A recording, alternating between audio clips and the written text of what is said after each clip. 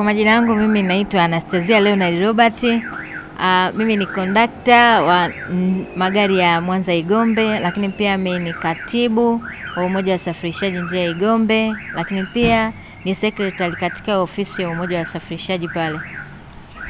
Uliingiaje katika sekta hii ya usafirishaji? Awali kuingia kwenye sekta ya usafirishaji, sisi tulikuwa vijana ambao tulikuwa tuna kikundi kilichokuwa chini ya shirika moja hivi, naomba nisilitaje. Walitoa fursa ya nafasi za kujifunza. Kwa zile nafasi za kujifunza walivyozileta, kulikuwa kuna useremala, kujifunza kutengeneza cheni na urembo na nini, lakini pia kulikuwa kuna nafasi ya kujifunza udereva. Kwa mimi nilichagua mafunzo ya udereva. Baada ya kuchagua mafunzo ya udereva, tukapelekwa chuoni kweli, tukaenda tukajifunza, tukapata cheti. Wakati tumejifunza tulikuwa na watoto wa kiume. Wasichana tulikuwa wawili tu. Wale watoto wa kiume kuna mmoja ambaye alibahatika kupata kazi kwenye njia ya gari za airport Nyashishi. Kwa alivyokuwa kija anatusimulia alivyokuwa anafanya kazi kule, nikawa naenda napenda sasa, si nimeshajifunza udereva. Kwa na mimi napenda na mimi nifanye kazi kwenye gari. Nikawa napenda, yani nenda na wiwe, yani kawa inatoka ndani ya moyo. Yeah. Wengi wangedhani kwamba ungechagua kazi ambazo mara nyingi huwa zinatajwa za kike, lakini wewe ukachagua kazi ya udereva. Labda kuna vitu gani ambavyo vilikusukuma ukasema kwamba bana mimi ngoja nikomae huku?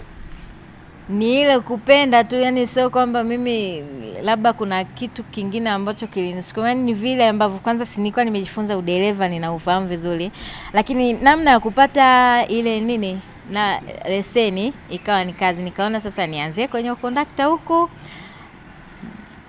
kadri nitakavyozidi kwenda nitapata hela, nitatengeneza nini leseni. Kwa hiyo ndivyo nilivyoanza hivyo. Mimi nilipenda mwenyewe kutoka moyoni, yani nilipenda alivyokuwa anaenda barabarani anaendesha hivyo. Ugumu gani ambao ulikutana nao kwa mara ya kwanza kwamba bana huyu wanaita madem, kwamba huyu dem, huyu binti msichana ndo conductor katika gari letu sasa? Kweli kwa mara ya kwanza mimi nilikutana na changamoto, ilikuwa ni changamoto ya uoga. Aibu ile kwa mara ya kwanza. Ile siku ya kwanza nimeanza kazi nilianza na mtu alikuwa conductor ambaye ni mzoefu. Tulivyoenda tipi ya kwanza nilikuwa kimya, ya pili nilikuwa kimya, ya tatu nikamwambia sasa hivi mimi naita vituo. Nikaanza kugain experience. Nikaita vituo mwanzo hadi mwisho. Tulivorudi hivi pia nikamwambia na sasa hivi pia naita vituo. Nikaita mwanzo mwisho, siku ikawa imeisha. Ilivyokuja siku ya pili akaniacha gari. Kaniambia nenda peke yako. Sasa nilipata ugumu pale kwanza kuomba nauli ile mara ya kwanza.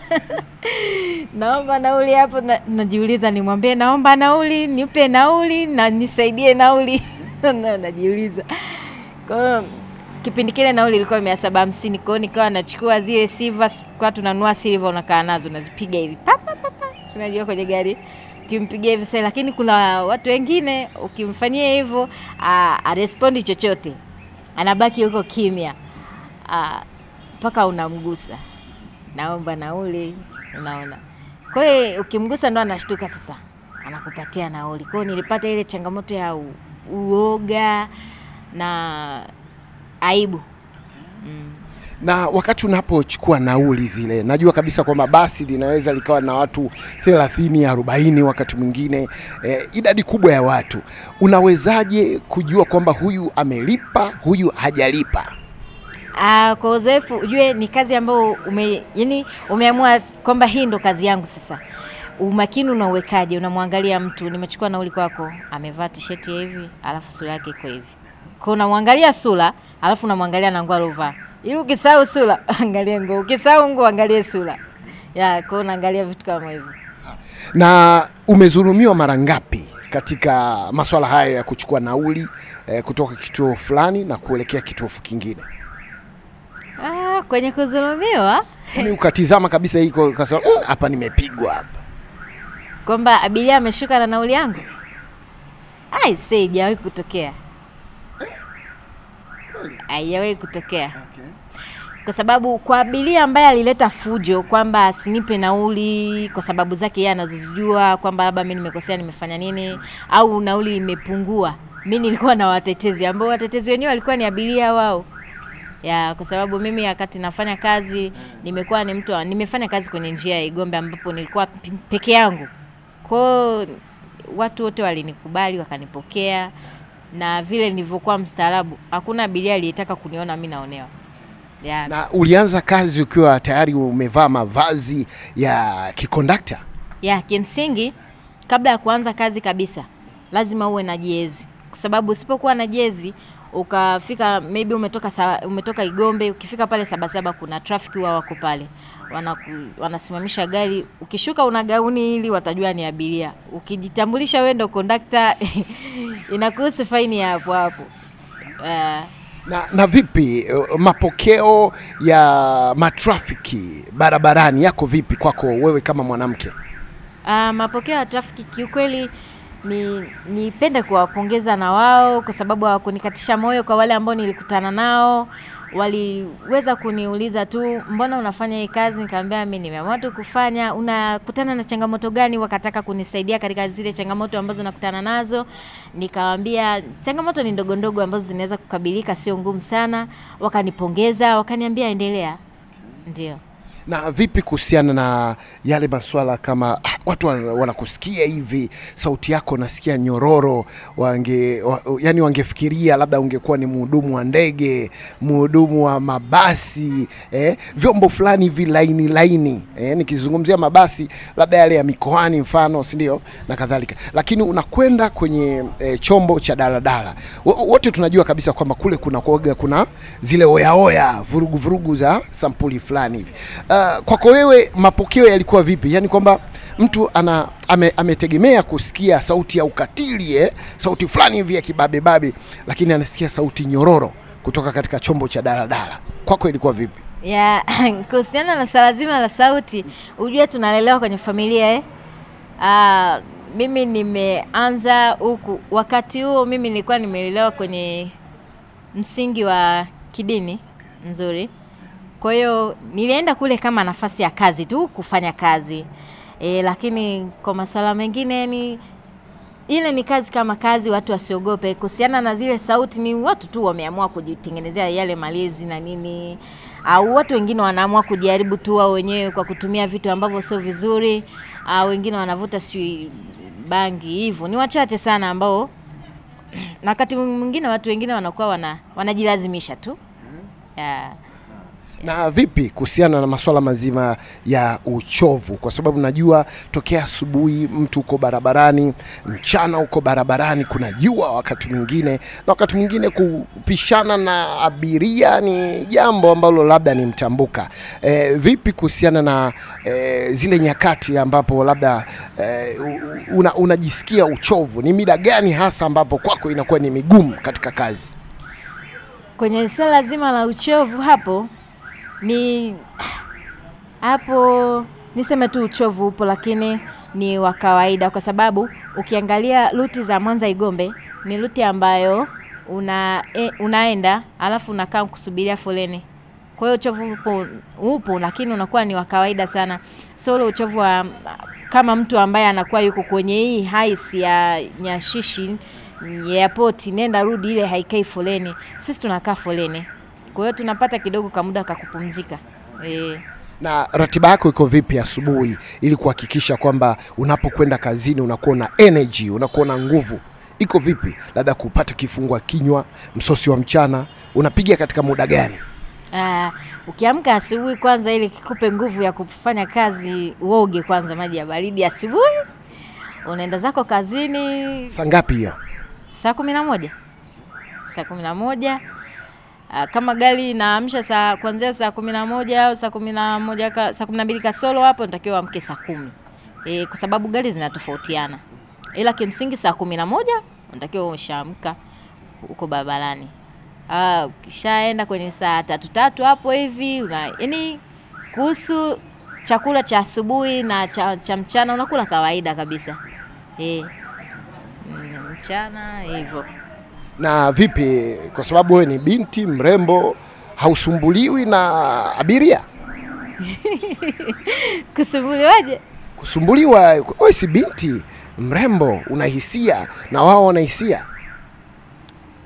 Inatokea, lakini so hivyo sana. Ya, lakini abiria wengine hata kama akiona anaweza kaona, lakini asipate ule ujasiri wa kukwambia. Ya, kwa sababu mimi napokuwa nipo kazini nakuwa nipo serious fulani hivi, ni kitu ambayo huwezi kutegemea. Ya, nakuwa na userious lakini siongei, yani sitoi maneno makali, lakini nakuwa nimevaa ile sura ya kazi. Ya, kwa so rahisi sana mtu kufika tu anakuambia dada 1 2 3. Hapana. Nakuwa sio rahisi. Nini wito wako sasa kwa wale ambao ni akina dada ambao wenye umri kama wa kwako, akina mama ambao wako kitaani, na mara zote wao wako katika kusaka ajira, na wao wamekuwa ni watu wa kuchagua kazi? Ya, mimi nipende kutoa wito kwa wadada ambao wanachagua kazi. Mimi nipende tu kuambia jamani, wadada tusichague kazi. Ikitokea umepata fursa kwenye daladala, umepata fursa kwenye basi, itumie. Hiyo fursa ni nzuri sana, usiogope. Yani unapokuwa unasafirisha abiria, wale ni abiria, ni watu ambao uko nao kwenye jamii, ni watu ambao uko nao nyumbani, wengine ni wazazi, wengine ni wakaka. Wachukulie kama kaka, wachukulie kama mjomba, wachukulie kama shemeji, sijui watu ambao uko nao nyumbani. Yani usimuone abiria kama adui, usimuone abiria kama ni mtu ambaye labda ni mtu wa ajabu. Hapana, mchukue kama mtu ambaye unaishi naye kwenye mazingira. Utafanya naye kazi vizuri, mambo yataenda vizuri tu. Usiogope kwamba labda stendi kuna wale wafanyakazi wa stendi watanitukana, watafanya nini. Hapana.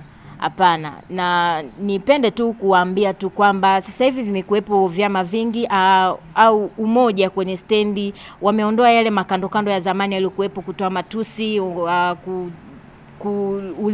kulewa, ambapo kulewa kuna leteleza, yale matusi yanakuwa yanatoka kwa sababu mtu anakuwa sio mmoja, wanakuwa ni wawili. Kwa hiyo ile imeshaondoka. Na pia nipende tu kuambia sasa hivi sisi wadada tunatakiwa sana kufanya kazi kwenye maeneo kama haya. Kuna wakati wanatuhitaji lakini hatuonekani. Kuna wakati wanatuhitaji lakini hatuonekani. Kuna mtu anaweza akakwambia mtafutie basi mdada na mimi tufanye naye kazi, lakini humuoni. Wakati mwingine unaogopa kwenda kumwambia fulani njoo tufanye hii kazi, kwa sababu kuna kesho na kesho kutwa yule mtu umemshawishi, umemfuata. Kwa hiyo linaweza likatokea 1 ama 2 akakulaumu wewe ndio ulinifuata, mimi kwa sina hata huo mpango, umeona. Kwa hiyo nao pia inatuogopesha. Tuditoe, uamue kwa moyo wako, uje stendi, tafuta kazi. Kazi ni nzuri na kazi inaendelea tu vizuri jamani. Wadada na wamama wote ambao mnatamani, msiogope, njooni na watu wa stendi, watu wapokea vizuri. Kwa sababu nao pia wana familia na wana watu kama nyinyi huko nyumbani. Swali la uzushi. Swali la uzushi la mwisho kabisa. Vipi, una mpenzi au mchumba? Ndio, ninaye. Unaye. Yeye anaichukuliaje kazi yako? Anaichukulia vizuri kwa sababu kwanza amenikuta kwenye kazi. Kwa anaichukulia vizuri. Akusumbui ile kwamba kwa nini unarudi muda huu, kwa nini uko busy, kwa nini nini na nini kama hivyo? Hapana. Hapana, yeye haipo hivyo. Na anaiheshimu vizuri kazi yako. Ndio. Big up sana na tukutakie kazi njema. Ruti zako hebu tukumbushe. Ruti zangu mimi napiga Mwanza Igombe. Ndiko nakupigia ruti zangu. Mfano ukikaa pale mlangoni pale kama conductor, sauti yako kidogo hebu tupe 2 3 hivi flavor. Sauti kwa maana kuita abiria. Kimsingi ni kama labda unaita, tuseme tunapokuwa tunaenda Igombe, unaita abiria Igombe gari wazi hapa. Igombe gari wazi hapa. Igombe hiyo. Gombe hiyo. Hivyo.